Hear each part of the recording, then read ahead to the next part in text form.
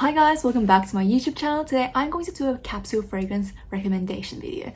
I think it's common for most of us, once we fall down the makeup rabbit hole, we go down the skincare rabbit hole, and now perfume and fragrances, because that's where I am up to right now. And I'm starting to grow my collection a little bit too much, so I wanted to become a bit more minimalistic, and in that journey I thought I would make a video suggesting the only fragrances you need in your collection. Now we must keep in mind that fragrances are very personal and all our preferences are something that applies only to us, so notes that I enjoy might be detested by another person and vice versa. Therefore, to make this video a little bit more universal, I decided to break it into different occasions and places you would wear these perfumes, and you decide by yourself what type of perfume you want, and I'll only give suggestions of perfumes that I have in my collection that would fit this occasion. I actually made notes about these perfumes, so I'll be referring over there, and if you see me looking on the sides, because I made notes on my laptop, so I'm just looking at that, just in case you're wondering why I'm looking over there halfway through the video. Firstly, in your collection, I think you should always have perfumes that are suited for the weather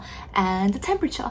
So you should always have one for the cooler months and one for the warmer months. Because it is winter right now in Australia, I'm going to kickstart off with the perfume that I would wear in the cooler months, and my recommendation is the Maison Margiela Replica by the Fireplace.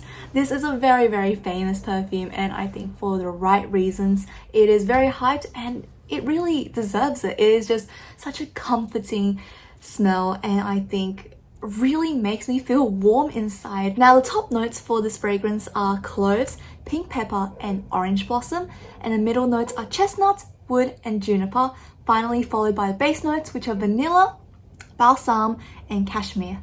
So this is actually quite a multifaceted perfume. It is said to be female and male, so it's a unisex fragrance, but I do find this quite sweet and I really like wearing it on my skin. I didn't find myself as more of a woodsy and vanilla perfume person, but this totally converted me. It really does smell just like roasted chestnuts, and even though I've never actually been by the fireplace in real life, this is what I imagine the fireplace would smell like. Just crackling wood and embers, feeling really warm, and you have those sweet notes of, like I said, roasted chestnuts, and the vanilla really adds some sillage to it, and that makes it project really well. And I think this lasts a long time on my skin, a good 6 hours before it starts to fade a little bit. On my skin, when I first spritz it, I get those hints of vanilla and roasted chestnuts, and then slowly as it settles into my skin a little bit more, I get those woodsy feelings. At the end of the day of wearing this perfume, I get more hints of the cloves and the juniper,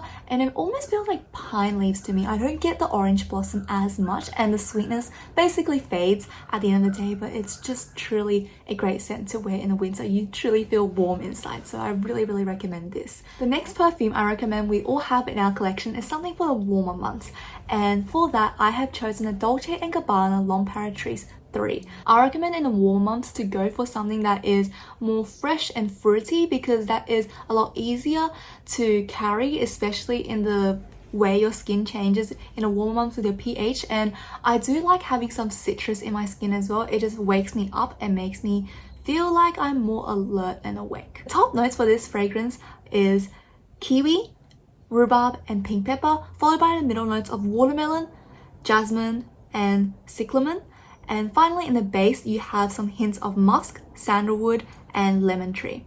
So I think the base notes really are quite important for the sillage, because this fragrance, whilst it smells really nice in the first 2 hours, it does fade really quickly. This wears around 3 to 4 hours maximum on me, and I do have to apply it throughout the day. But this is one of these perfumes that you can overspray and it doesn't become nauseous on the skin, so I think that's one really great thing. The sillage isn't very intense because it's mainly a fruity and aquatic, also ozonic kind of perfume. So it's something that you have to be quite close to someone to smell, which I think is really comforting as well for summer. You don't want to be very loud in the summertime. That's a little bit obnoxious. And I think the good thing about this is because it's fruity, it feels very natural. And on my skin, I don't smell too much of the kiwi, but I definitely get the rhubarb and the watermelon quite strongly. And throughout the day as it fades, I do get the hints of musk, and it feels almost quite like a cotton scent, very fresh and clean, like your laundry, which I think is very comforting, and everything just meshes well really together. The next perfume I recommend you have in your capsule collection is a work perfume, something quite professional and makes you feel like you are in a formal occasion. So for this, I am recommending the Salvatore Ferragamo Signorina Eau de Parfum. The top notes for this perfume are red currant and pink pepper, followed by middle notes of rose, peony, and jasmine. Finally, the base notes are panna cotta, musk, and patchouli. This on my skin just smells like a musky rose, which I think is quite professional. This stems from a memory of mine because mum used to always wear rosy, musky perfume, so I always associated that with quite mature and professional scents. I think this is a really great work scent because of the pink pepper, because it gives a sense of spice that makes me feel like I'm more mature and professional, and also the hint of musk also makes it a little bit more unisex. So you don't want to wear something that is overly girly and sweet at the workplace because you want something that everyone likes. And I think that's important because you don't want to be that person with an overpowering fragrance, and even though technically you should wear whatever you like, you don't want to be something that stands out too much. And I think this is just a comforting scent that everyone likes.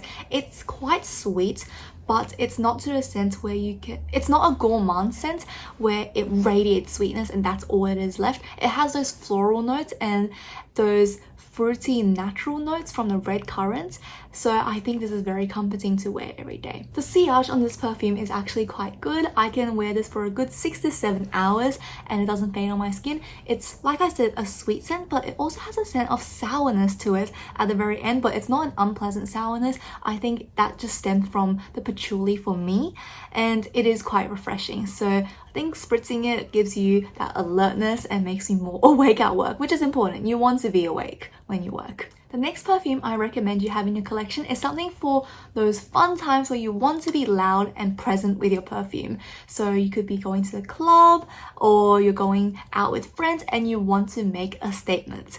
So for this perfume, I recommend the La Vie est Belle by Lancome. Now this is a very hyped about scent, I think, and initially I didn't enjoy it too much because of the strong vanilla in it, and I always thought of myself not liking vanilla, and I think that is because I tried it on during the summer, and vanilla really makes your skin feel quite sticky, which made me dislike the scent. But I tried it again lately in the cooler months and I absolutely love it. I've been wearing it a lot. This is not a bottle, this is in fact actually a tester, so you can just pull it up and dab it on your wrist like so and take it with you because it's very portable and it's a travel size, so I really like using it when I go out. And the top notes for this fragrance are black currant and pear, followed by middle notes of iris, jasmine, orange blossom, and the base notes of praline, vanilla, patchouli, and tonka bean. So again, it's a very sweet scent. I love sweet fragrances. I think it's just the sweeter the better, so you'll see that pattern a lot, and I just really like this scent because the sillage is incredible. People can smell it on you so far away, but it's not a polarizing scent where people smell it like, you know, like this is way too strong. It's just they can get a whiff of it and they know you are present. And the thing I love about this scent is it just stays for an incredible amount of time on me. I swear I wear it for one day, I take a shower, and the next day I can still smell it on my skin. It just has that scent of vanilla and praline on me. The last scent I think you should have in your collection is your signature scent and your favorite scent. Why I say this is because whilst you should always have a fragrance for different occasions, you should always just have a scent that makes you feel happy. So your happy and go-to scent whenever you need cheering up or you just want to smell like your favorite scent. This is what you go for. And this could happen to be one of those 4, but I want to extend my collection a little bit more, so 5 fragrances. Lancome's Tresor Midnight Rose. This is my favorite fragrance of all time, and I don't think I can have a perfume collection without this. This is just everything I want in a perfume. It is sweet, it is fruity, it lasts all day on my skin, and it's not polarizing. It's just everything I need. So this is something I don't really care for what occasion. If I'm just feeling like I want it, I spray it on me. And because this is a scent with a lot of fruit but also rose and vanilla in it, it actually is great for every occasion. You wear it at night, you can wear it in the morning, you can wear it at winter, you can wear it in summer. It's just a good scent